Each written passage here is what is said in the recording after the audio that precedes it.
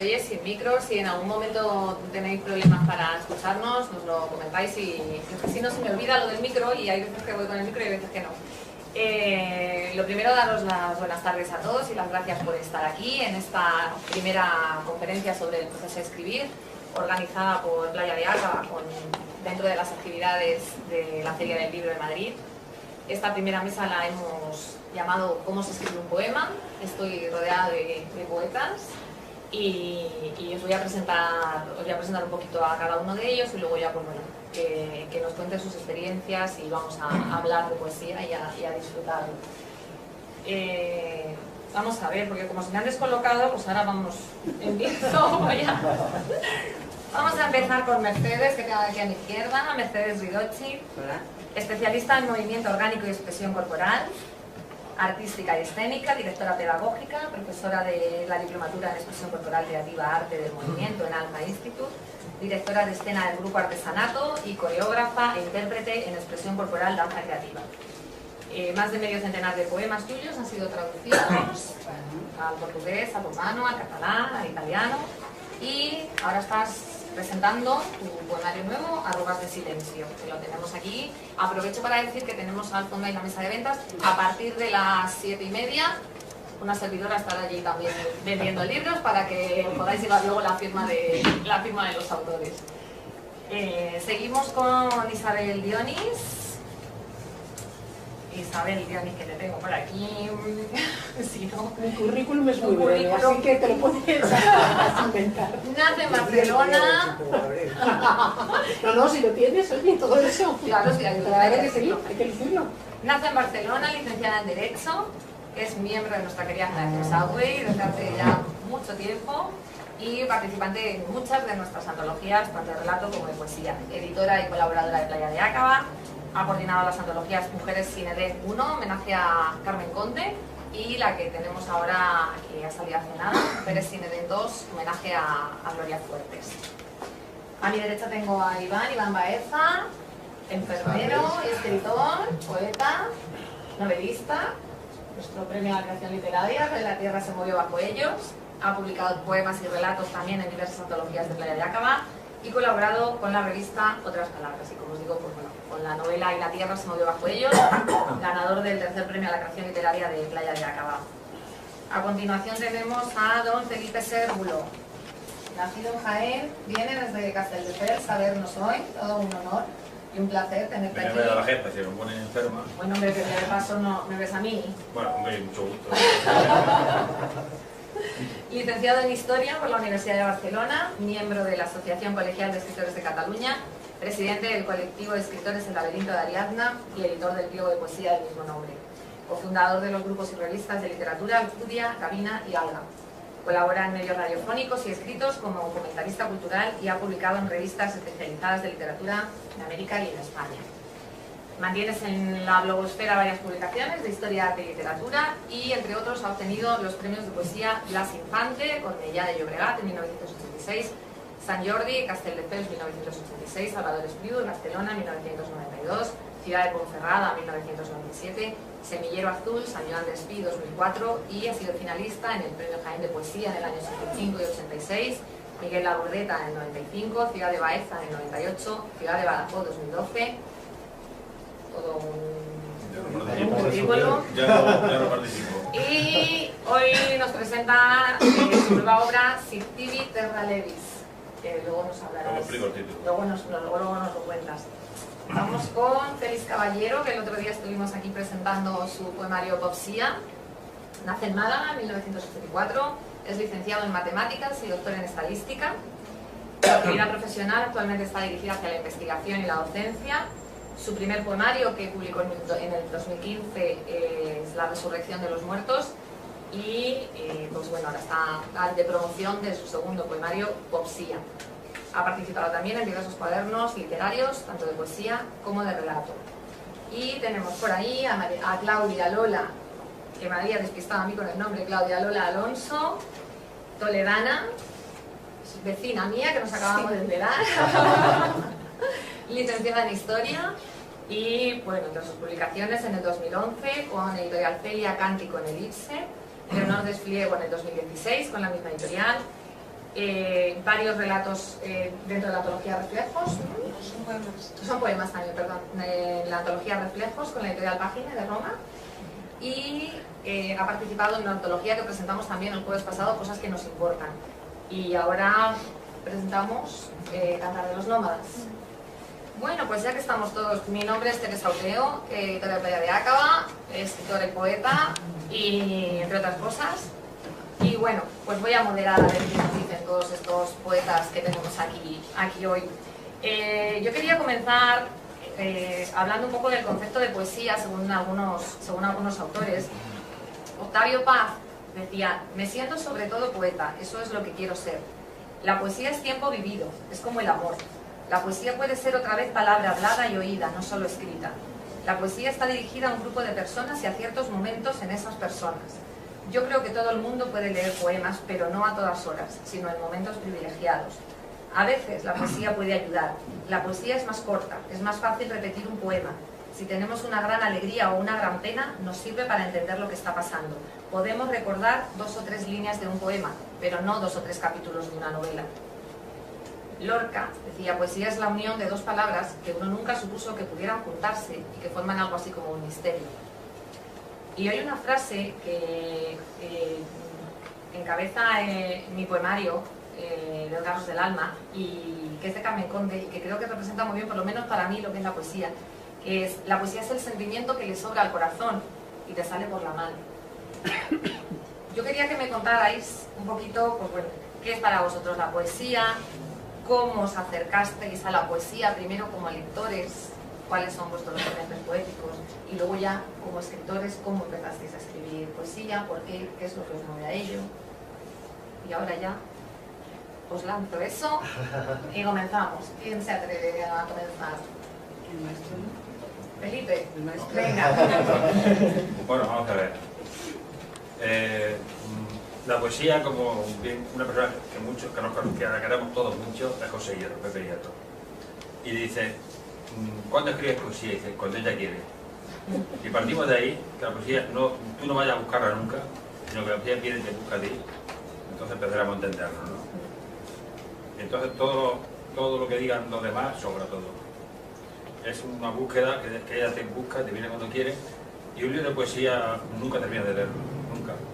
Tú has apuntado algo así. Lo coges y al día siguiente es diferente el libro. Puede llegar al final, la última página, pero no acaba el libro. Lo vuelve a coger al día siguiente y es otro Y es libro. diferente.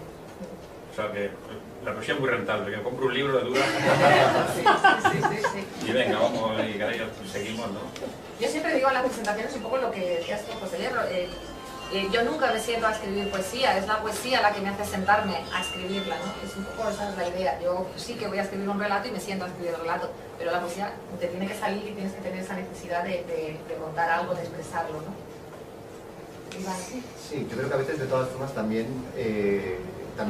si se la busca, acabas encontrándole, acabas llegando a ella. Pero sí que es verdad que yo creo que es algo, la poesía es algo como muy visceral, muy que sale de dentro y es como muy instantáneo, ¿no?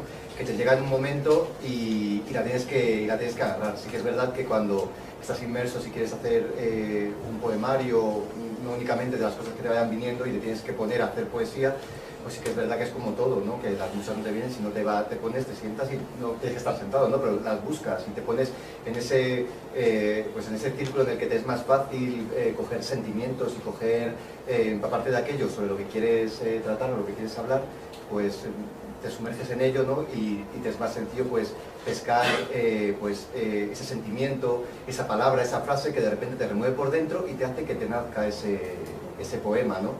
Y es eso. Yo creo que al final la poesía es la forma más directa de poder expresar sentimientos, ¿no? Que al final son sentimientos y poder sacar afuera todo aquello que llevamos dentro, ¿no? Tenemos ahí, que no lo he comentado antes, tu poemario de Te quiero, Ajá. que escribiste junto a la jefa, con Sí, Don Trujillo. estoy muy contento, la verdad, Y- porque ha sido todo un honor para mí. Y bueno, se ha hablado de la novela y yo he olvidado comentar el poemario de Te quiero. ¿Saben? Bueno, yo, buenas tardes.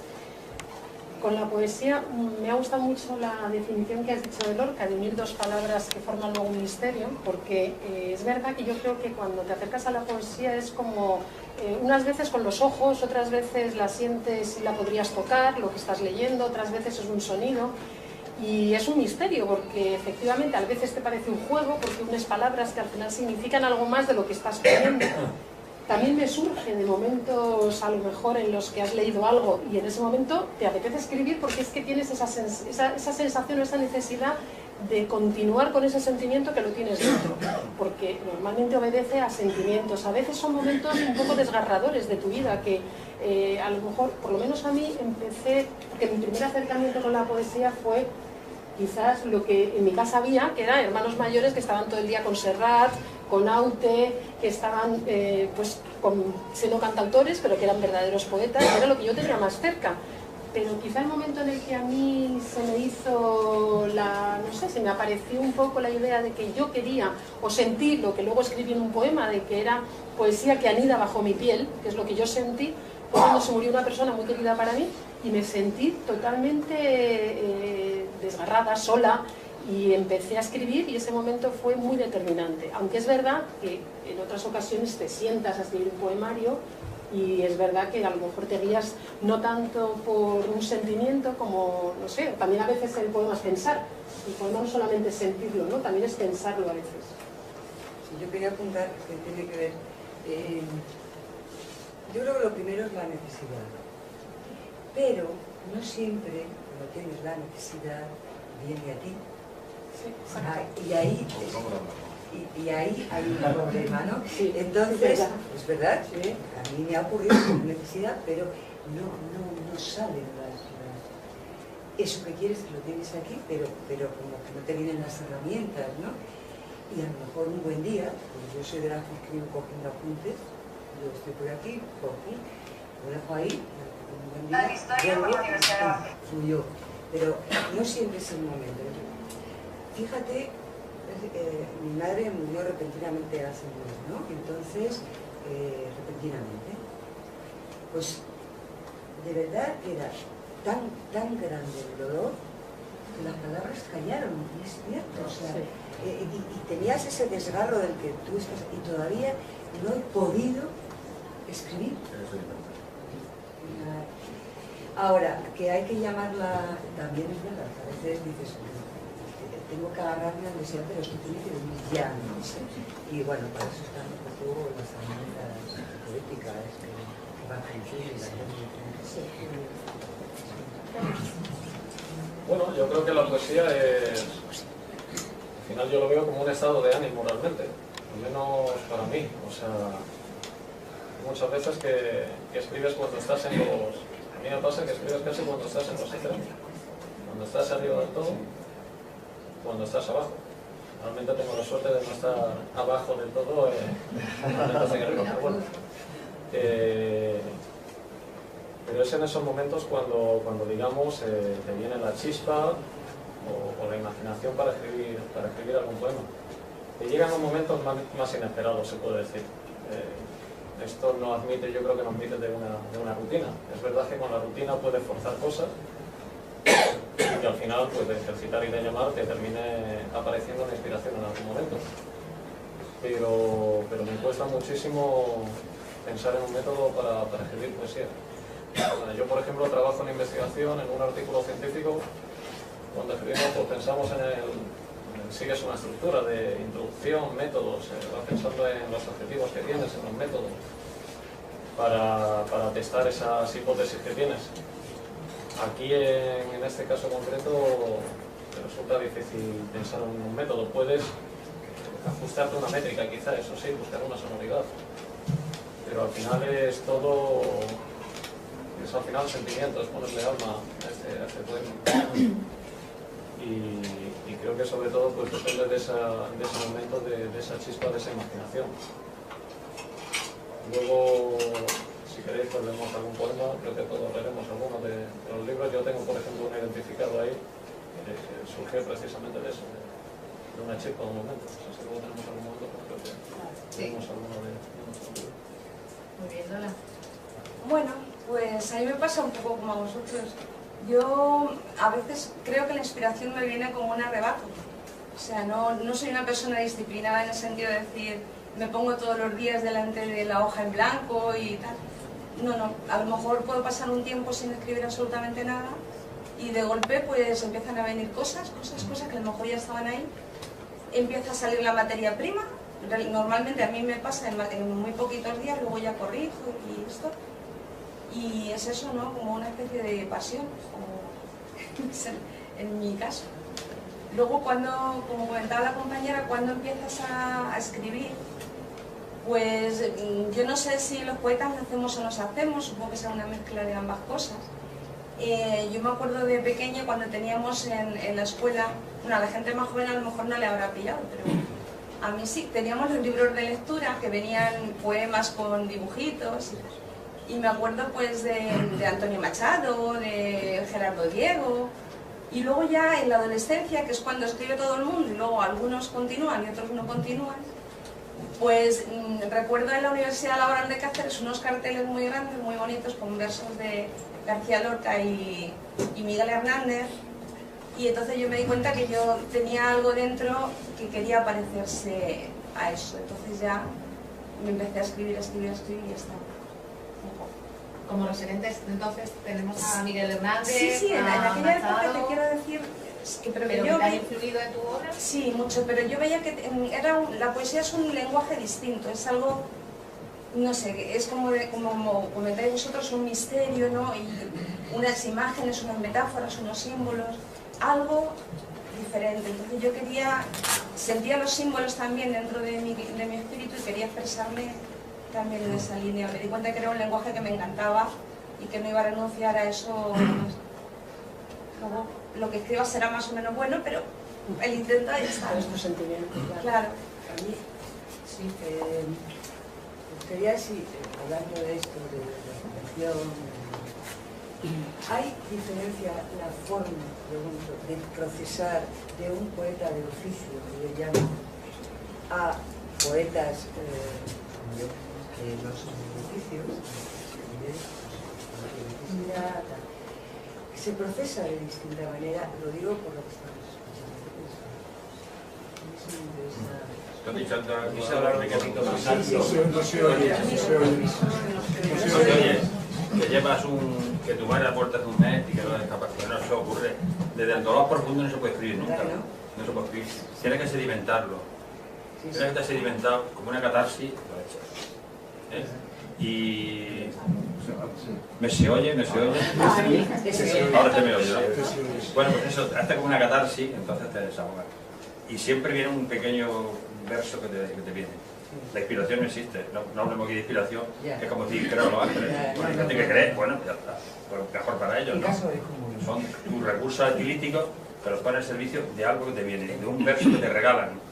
Decían los cristianos, te lo regala Dios, bueno, pues lo regala Dios, pero te lo regalan, ¿no? Me parece que tú arrancas y después, ¿no? Y no sé qué más habéis dicho, que te quería puntualizarlo, como vamos así un poco, no me acuerdo ya. Pero vamos, va así un poco la cosa, eso que quería replicar. Perdona, pero la inspiración yo creo que sí existe. Bueno, yo creo que no, pero bueno. ¿Cómo Decía, crees los ángeles? Bueno, pues ya está. No, pero yo creo que era Picasso. Siempre se ponen de ejemplo a Miguel Hernández. Miguel Hernández es una persona cultísima. Un pastor decía, pues, no, un pastor no. Una persona cultísima, pero se pone el ejemplo de la inspiración. Una persona que no tiene que ser, tú lo has dicho, me parece, aprendizaje más genética. Tú puedes tener una predisposición genética, pero como tú no aprendas, tú no habrás nunca nada.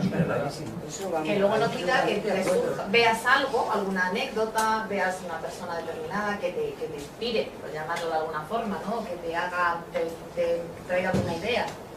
Sí, eso sí, claro que sí, siempre. Eso no se llama inspiración. Bueno, bueno, venga. Vamos a decir un poco Claro, animal. es que igual a veces hay que estamos hablando cada uno cuando dice inspiración, ¿no? Venga. Puntualizar, porque yo sí he hablado de inspiración. Rato era, yo le echaba la culpa a la chica. No, así que Efectivamente, yo luego me refería más a eso, a realmente el verso con el que empieza todo. A eso me refería. el verso o la idea, o una palabra, ¿no? O una imagen. Suele ser un verso. Y suele ser eso, a partir de ese verso tú le das dando forma a las estrofas, al poema, a una determinada estructura que sigues ahí. Y en el caso, ya por redondear, creo que habéis dicho la frase de Picasso, como malagueño, pues tengo que decirle que eso sí no lo conocemos, era que la inspiración no tira tan bien. Y lo que venía a decir era eso. Lo que pasa es que esto ya, y ahí sería otro debate, si es aplicable también a la poesía en esos porcentajes. Porque a lo que se refería era precisamente a que un 99% era trabajo y el 1% restante inspiración. O genialidad, o como se le quiera llamar. Cierto que eran campos distintos. Está claro que sí, étnica no es. Bueno, eso desde luego. Perdón, a ver. Yo me refiero que, por ejemplo, yo el año pasado escribí un libro sobre Leonor Izquierdo, sobre la esposa de Antonio Machado. Entonces, yo, claro, a lo mejor son las ideas, como decís vosotros, de la contemplación que nace la rosa, ¿no? Pero yo escribí ese libro en principio mirando la fotografía, o sea, estuve un tiempo mirando la fotografía de Leonor, luego ya me documenté y tal, pero según estaba escribiendo, los ojos de esa mujer, la forma de esa mujer, lo que yo, no sé, era como si tuviera... Usted dice que bueno, no sabemos si hay ángeles o no los hay, para empezar, pero no, que... que sí, lo crees, sí, no sé, que cada uno puede creer lo que quiera, pero de alguna manera sí hay veces que uno tiene la sensación, no es que te lo estén contando desde otro mundo, no sé cómo explicarlo, pero sí hay algo inexplicable que a lo mejor es la belleza o el, no sé cómo llamarlo, que se cuela dentro de ti, es como si tuvieras un diálogo con esa especie de cosa o musa o lo que sea, y entonces... Pero el mismo proceso de documentación que tú hiciste con Leonor Pero, te sirvió para... sí, pero fue después. Yo estaba mirando en internet la foto y entonces... Claro, te viene. Dice, Claro. dice Borges, la poesía como el amor sucede. El arte un pequeño milagro. A partir de ahí sí, estamos hablando de amor. Tú te enamoras sin saber por qué te enamoras. Por ahí te viene la poesía. Te viene, te sucede. No vayas a buscarla. Y una cosa, cuando Mercedes ha comentado lo de si es como oficio, si se escribe, el proceso es diferente, yo no lo sé la verdad, porque no me considero ni poeta, ni de verdad, ni de poeta, ni de oficio, ni nada. O sea, ahí estamos igual. igual. Pero por ejemplo me llama la atención cuando haciendo el homenaje a Gloria Fuertes y leyendo de Gloria Fuertes, que seguro que muchos lo sabéis, pero bueno, que yo no lo conocía, ella comentaba que los versos que más le gustaban de ella eran los que le salían sin pensarlos, como si verdaderamente alguien se los dictara, ¿no? Que ella escribía de una forma como muy espontánea, casi prácticamente como si hablara y reflejándose mucho a sí misma. Y luego, sin embargo, como contrapunto, a mí me llama la atención cuando me he puesto a leer a Jaime Gil de Viedma, y seguro que también lo sabéis, que él muchas veces tardaba 2 meses en hacer un poema, porque buscaba mucho más un efecto estético. Entonces, al menos eso es lo que él decía. Yo tampoco soy una estudiosa de su poesía, ¿no? Pero viendo que quizá el mensaje final es diferente, a lo mejor también la preparación previa o el cómo tú te enfrentes a un poema o a lo que quieres contar también es un poco distinto, ¿no? Que lo haces desde un punto más, más de un sentimiento o más desde la razón, que quizá es un poco lo que... Pero, por ejemplo, en mi caso, ¿no? Yo no sé cómo voy a hacer, yo no escribo así. O sea, yo me lo ocurro. Es decir, primero tengo primero tengo la necesidad, ¿no? Y sé lo que quiero decir hasta que encuentro las palabras, y no es por estética, que realmente están matizando lo que quiero decir.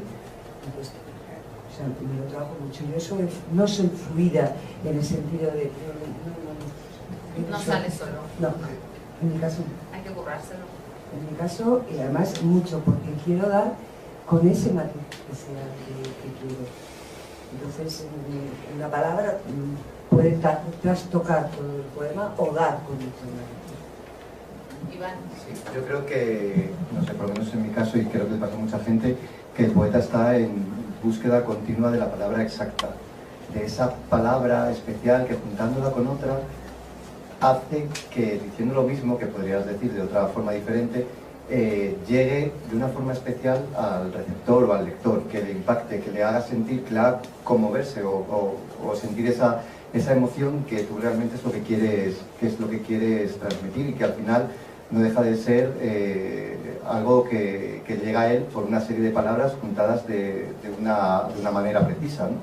Entonces, yo creo que al final buscamos eso, intentamos al final pues expresar sentimientos o ideas, imágenes, cualquier cosa, ¿no?, que queramos contar a través de la poesía, a través, pues eso, con nuestras herramientas que son las palabras, ¿no?